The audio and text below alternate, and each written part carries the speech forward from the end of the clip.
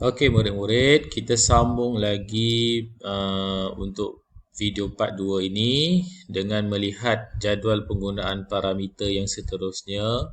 Okey, sekiranya sesuatu soalan itu melibatkan nombor nombor ataupun dalam jadual contohnya kan ada nombor ianya parameter yang sesuai untuknya adalah bilangan. Okey.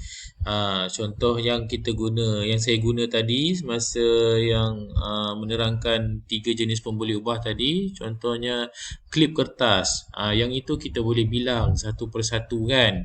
Jadi contoh penggunaannya adalah bilangan anak benih. Ataupun bilangan klip kertas. Bilangan itu merujuk pada parameter, anak benih itu objek, klip kertas itu pun objek. Okey. Okey, kita seterusnya pergi kepada tebal ataupun nipis. Sesuatu objek itu kita boleh nampak dia punya ketebalan dia, dia punya kenipisan dia. Okey, parameter yang sesuai adalah ketebalan. Ketebalan.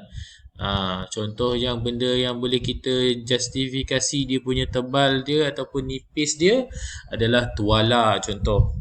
Ketebalan tuala mandi tu kan, ada yang tebal ada yang nipis. Ataupun buku sekolah kamu, ada buku yang tebal ada yang buku yang nipis. Itu ketebalan buku. Ketebalan itu merujuk pada parameter, tuala ataupun buku itu merujuk kepada objek. Jadi kamu kena sentiasa ingat bila menulis pembuli ubah sekurang-kurangnya dua perkataan, dan dua perkataan itu satu merujuk pada parameter, yang kedua adalah merujuk kepada objek. Okey. Yang seterusnya, banyak atau sedikit. Kita boleh nampak satu gambaran yang diberikan. Satu keadaan di mana banyak, satu keadaan nampaknya sedikit. Okey, itu merujuk kepada merujuk kepada parameter kuantiti ataupun jumlah. Okey. Contoh adalah kuantiti gula. Cawan A menggunakan kuantiti gula berapa sudu, cawan B berapa sudu. Okey. Ataupun kuantiti garam. Okey, kuantiti garam. Okey. Ataupun jumlah makanan. Jumlah makanan. Okey, itu pun boleh juga. Okey, jumlah itu merujuk kepada parameter, makanan itu merujuk kepada objek. Okey. Yang seterusnya, kita ada bacaan suhu. Kita ada bacaan suhu 30 darjah Celsius, 40 darjah Celsius, 50 darjah Celsius. Parameter yang sesuai adalah suhu. Suhu. Okey. Alright. Suhu apa? Suhu air ke? Suhu persekitaran ke? Okey. Jadi suhu itu merujuk pada parameter, air itu merujuk pada objek, persekitaran itu pun merujuk kepada objek. Okey. Yang seterusnya dia melibatkan penggunaan pelbagai warna, hitam putih. Parameternya adalah warna lah.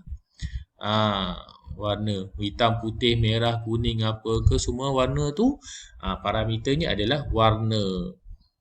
Contoh, warna bekas, warna air. Warna itu merujuk kepada parameter, bekas itu merujuk pada objek, dan air itu pun merujuk kepada objek. Ini contoh ya.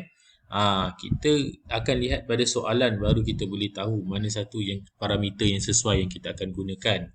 Okey. Macam cikgu sebelum ni tadi cikgu ada cakap, kalau sekiranya parameter masa, okey, masa ni juga boleh dijadikan sebagai objek. Tapi apabila dia jadi objek, dia tak perlu ada parameter di hadapannya. Okey, ni antaranya lah objek yang tiada parameter.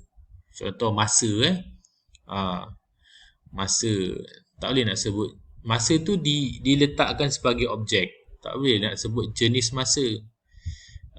Bilangan masa pun tak sesuai sangat. Jadi kamu nak kata kehadiran masa pun tak kena juga. Jadi apabila masa ni diletakkan sebagai objek, dia tiada parameter di depan. Dia boleh berdiri sendiri. Okey, yang seterusnya hari. Jenis hari, ada ke jenis hari? Tak ada. Okey, tu tak sesuai. Okey. ataupun kamu nak sebut apa panggil parameter pun saya kehadiran hari pun tak kena juga. Bulan ada jenis bulan. Okey, sebab bulan yang kita ada Januari sampai apa tu semua itu adalah nak kata nama khas. Jadi dia tak boleh nak dijenis-jeniskan. Kita tak boleh nak kata tu jenis. Bukan. Alright, kata nama khas kan. Januari, Februari, Mac, April tu semua adalah kata nama khas kan. Okey, seterusnya tahun. Tahun tu dia dah spesifik dah. Tahun 2021, tahun 2020 kan. Jadi tak boleh nak kata jenis tahun. Tak boleh juga. Bentuk tahun pun tak kena juga. Tak boleh dia tak boleh. Objek-objek ni dia tak ada parameter kalau dia duduk sebagai objek. Okey. Dan akhir sekali tarikh. Tarikh pun sama juga. Tak boleh nak kata dia apa ni contohnya apa kehadiran tarikh ke tak boleh. Tak logik, benda tu tak logik. Jadi 5 item ni kalau dia duduk di bahagian objek maka dia tiada parameter dan dia boleh berdiri sendiri. Yang ini dibenarkan, hanya satu perkataan sahaja. Okey, kita lihat contoh seterusnya bagaimana kita nak menulis pemboleh ubah.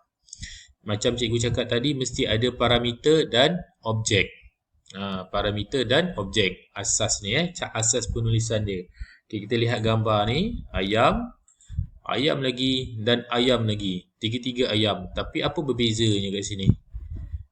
Kalau kamu lihat yang perbezaan yang kamu boleh nampak dekat sini, perbezaan persamaan dia jenis ayam.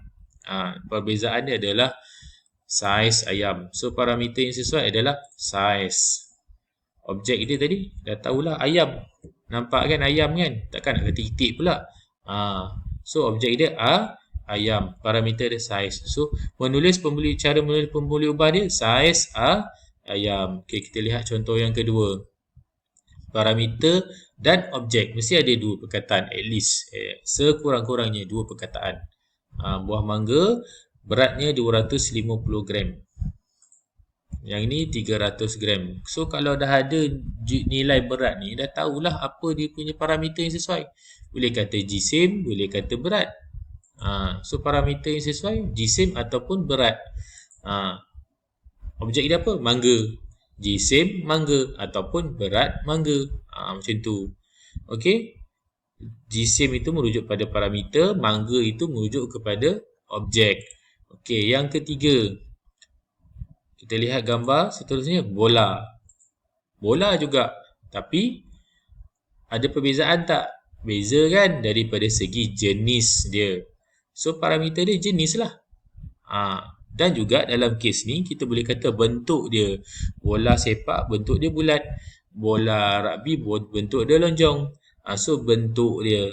So parameter yang ada dekat sini boleh jadi dua parameter.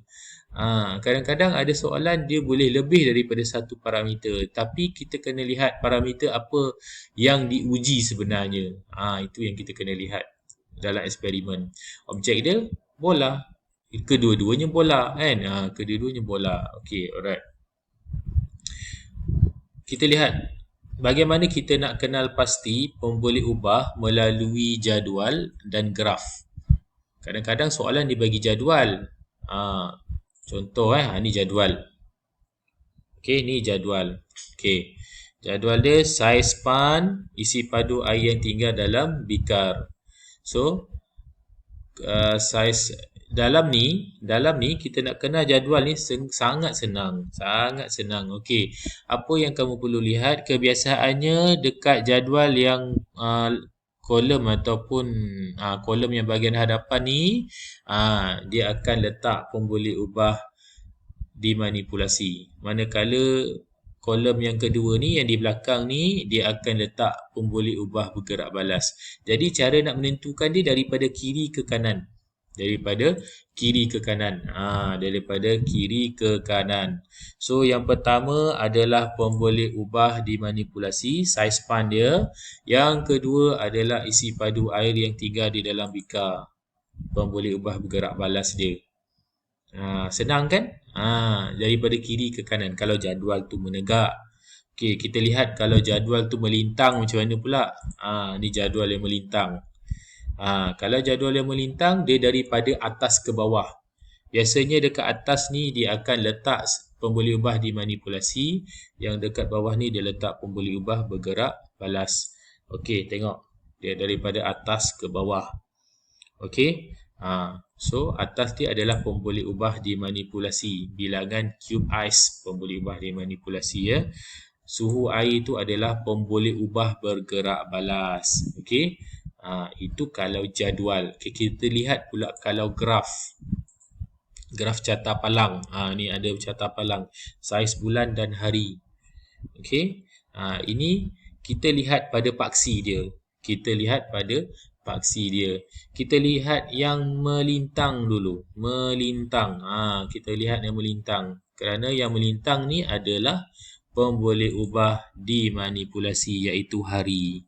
Nampak tak hari ni? Mana ada dua perkataan, satu je tadi. Macam cikgu cakap kan. Bila hari ni dia letak sebagai objek, dia tak ada parameter. Jangan sebut bilangan hari, tak payah. Sebut hari saja. Okey? Alright. Yang paksi menegak kita lihat dari kita akan jadi biasanya dia akan letak sebagai pemboleh ubah bergerak balas. Sebab itulah dalam latihan-latihan kamu yang sebelum ni cikgu sangat menekankan melukis carta palang secara menegak. Bila kamu buat melintang, ni kesan dia. Kalau kamu buat carta palang melintang, maka pemboleh ubah dimanipulasi dan pemboleh ubah bergerak balas tu akan terbalik. So, kebarangkalian murid untuk melakukan kesilapan sangat besar. Boleh faham Boleh faham Jadi, sekarang ni kamu dah tahu macam mana nak kenal pasti pemboleh ubah di dalam jadual dan juga di dalam graf. Alright. Okey. Untuk contoh soalan ni cikgu nak kamu refer video yang ketiga lah. Cikgu sambung di video yang ketiga.